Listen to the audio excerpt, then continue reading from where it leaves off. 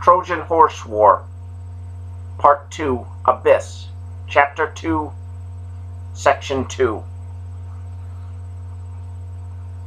Echo 1, Echo 715, this is Parthenon, downloading approach vector. A series of glowing squares appeared over the night scene, visible through the cockpit canopy. Chet juked the yoke to the left until the squares lined up, forming a corridor. "They're way north of where I thought they'd be," Chet said.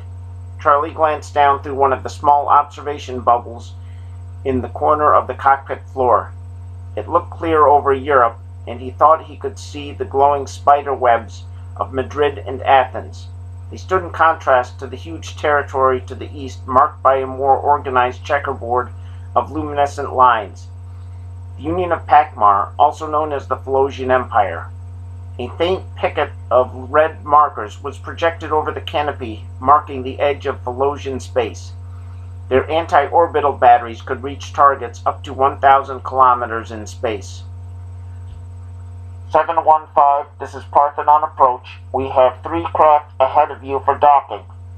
Parthenon approach, this is 715. Requesting to jump those craft. Our docking array is already deployed, and its tertiary O is missing its Velox sheath and will expand in the sunlight. Can we make this happen while still on the night side? Silence. The blinking lights of the Parthenon station appeared from over the horizon. It looked like they were somewhere over Finland. And finally, affirmative 715. If you can use a Bravo dock, you are cleared. Charlie was already getting into his orbital assault suit. He slung his close-quarters rail repeater rifle over his shoulder and nodded to Chet and Rex just before pulling his helmet on and going into the rear cabin. He hit a large red button on the wall that closed and sealed the double doors that led to the cockpit. "On your feet, let's go. We are docking in 7 minutes. Charlie pulled himself up to the ceiling with rungs along the wall. Once he was at the airlock on the ceiling, he took a look back at the soldiers.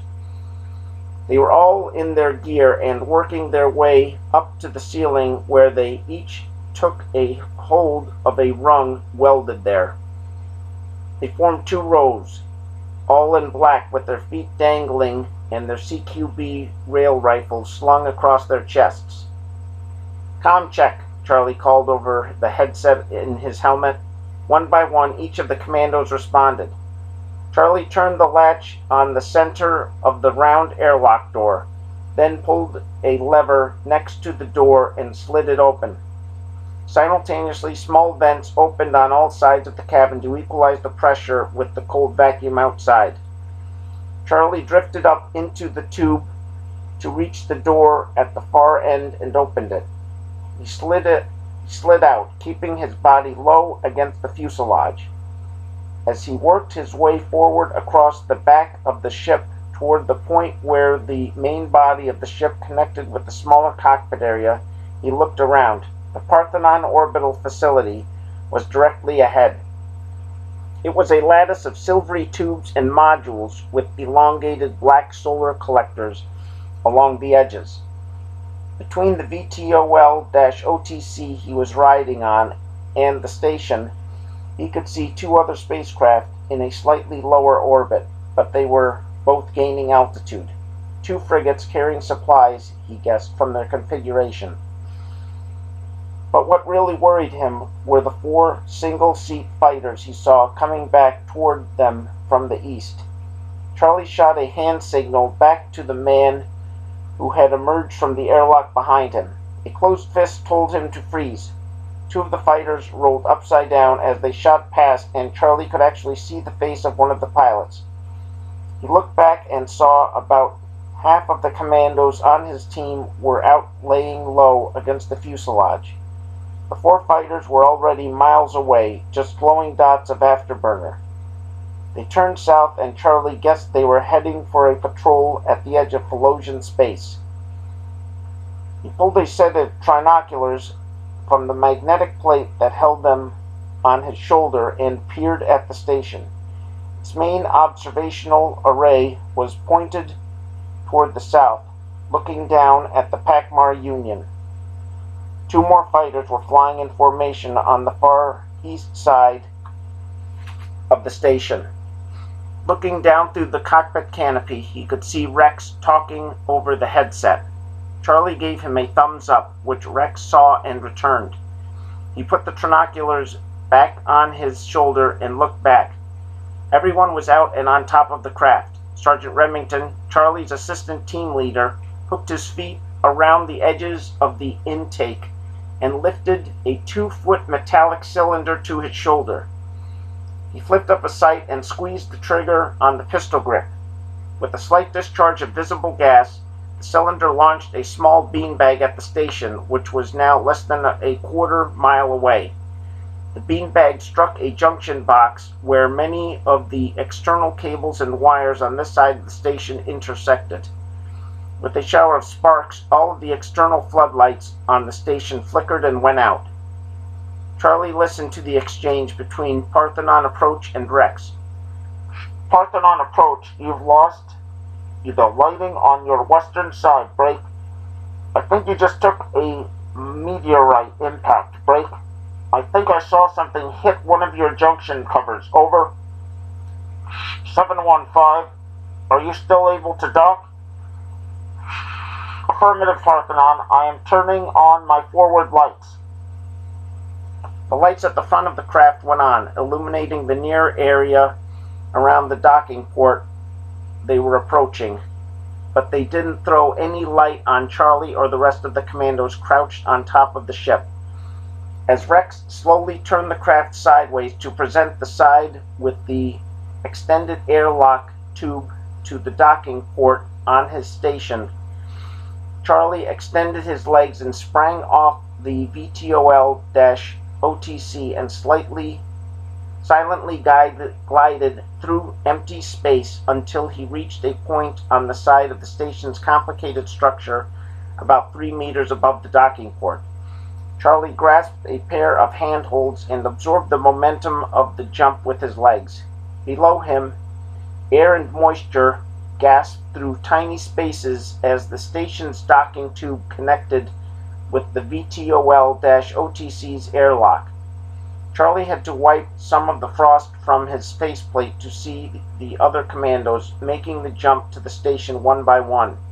One of them, Sergeant Pitts, nearly slipped past the transport tube the rest of them were holding on to, but Sergeant Remington snagged him by the strap of his weapon, preventing him from flying through the superstructure of the Parthenon and probably continuing on to orbit the Earth until he was rescued or ran out of air.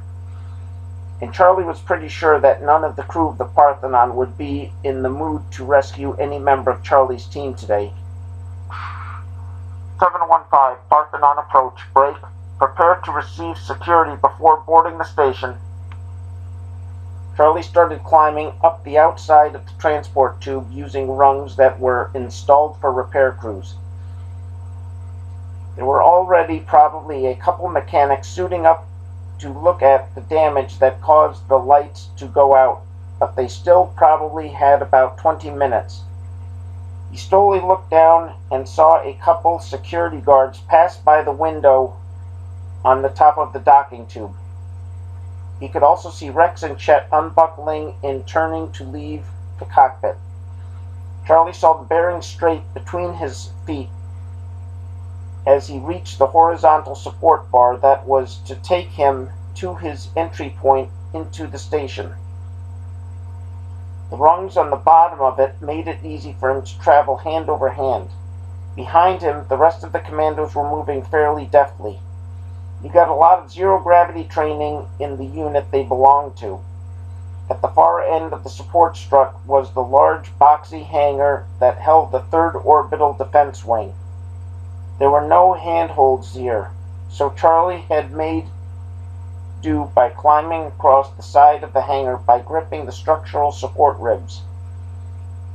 He passed 2 windows, observing nothing more inside than the regular level of activity that one would expect in a hangar for a fighter wing whose main job was to patrol the edge of enemy orbital space. Normal except for the Marines positioned around a larger, sleeker craft near the middle of the hangar. Each Marine was armed with a powerful rail rifle. Finally, Charlie reached the set of rungs he was looking for. They were next to an access hatch and led both around to the top of the hangar and back down underneath. With the rest of the commando still following, Charlie climbed up to the top of the hangar. When he was about a third of the way across, he found the access panel he was looking for. He signaled for Sergeant Jensen, an experienced demolition expert, to come forward. Without being told to, Sergeant Jensen brought out a handheld plasma torch and ignited it. The red-orange plasma flame, fueled by 2 tanks attached to a hose on Sergeant Jensen's back, cut through the seal, hinges, and lock of the door, sending ice droplets spraying into space. Then the demolition expert put out the torch and returned it to a pouch on his hip as Charlie and Sergeant Remington closed in on the door. They each took a handle in 2 hands and brought the hatch out of where it sat in the hull of the hangar. Charlie led the way through as 8 of the commandos followed him into the airlock. Charlie looked back out through the opening and gave a thumbs up to Sergeant Jensen, who slid the door back into place. Sparks flew from the edges of the hatches as Sergeant Jensen welded it solid, resealing the airlock. Charlie and the others were crammed in close in the airlock. The damage they had done to the station's power had evidently disabled the lights in the airlock, so the commando team members flipped down their night vision goggles over their faceplates.